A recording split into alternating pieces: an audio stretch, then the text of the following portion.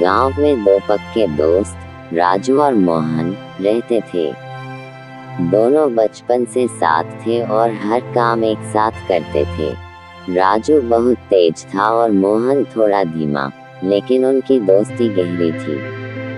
एक दिन उन्होंने पास के जंगल में पिकनिक का प्लान बनाया। दोनों अपने अपने खाने का सामान लेकर जंगल की ओर चल पड़े। जंगल में जाते ही उन्होंने खूब मस्ती की। अचानक उन्हें एक जंगली भालू आता दिखा। दोनों डर गए। राजू तेज दौड़ सकता था, इसलिए तुरंत पास के एक पेड़ पर चढ़ गया। मोहन, राजू, मुझे भी ऊपर खींच लो। राजू ते हुए, सॉरी यार, अगर भालू चढ़ गया तो मैं फंस जाऊंगा। मोहन घबरा गया, लेकिन उसने सुना था कि भालू मरे हुए इंसानों पर हमला नहीं करते। उसने तुरंत जमीन पर लेटकर सांस रोक ली। भालू उसके पास आया, उसकी नाक के पास सूंघा और वहां से चला गया। जब भालू चला गया, राजू पेड़ से नीचे उतरा और हंसते हुए बोला, भालू तेरे कान में क्या कह रहा था? मोहन, भालू ने कहा कि जो दोस्त मुसीबत में छोड़कर भाग जाए, उससे दूर रहना चाहिए। राजू को अपनी गलती समझ आ गई। उसने माफी मांगी और वादा किया कि वह कभी अपने दोस्त को अकेला नहीं छोड़ेगा।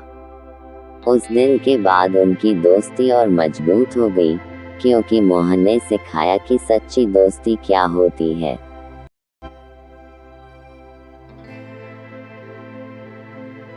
एक समय की बात है, एक छोटे से गांव में दो घनिष्ठ मित्र रहते थे। उनका नाम था रामू और श्यामू। दोनों बचपन से साथ बड़े हुए थे और हर काम में एक दूसरे का साथ देते थे। गांव के लोग उनकी दोस्ती की मिसाल देते थे। रामू बहुत मेहनती था और खेती का काम करता था। वहीं श्यामू थोड़ा नटखट था और अक्सर मस्ती में समय बिताया करता था। लेकिन जब भी रामू को किसी मदद की जरूरत होती, श्यामू सबसे पहले पहुंच जाता। एक बार गांव में भयंकर सूखा पड़ा। फसलें सूखने लगी और लोगों को खाने के लाले पड़ने लगे। रामू और श्यामू ने सोचा कि वे मिलकर इस समस्या का हल निकालेंगे। उन्होंने पास के जंगल से पानी लाने का फैसला किया।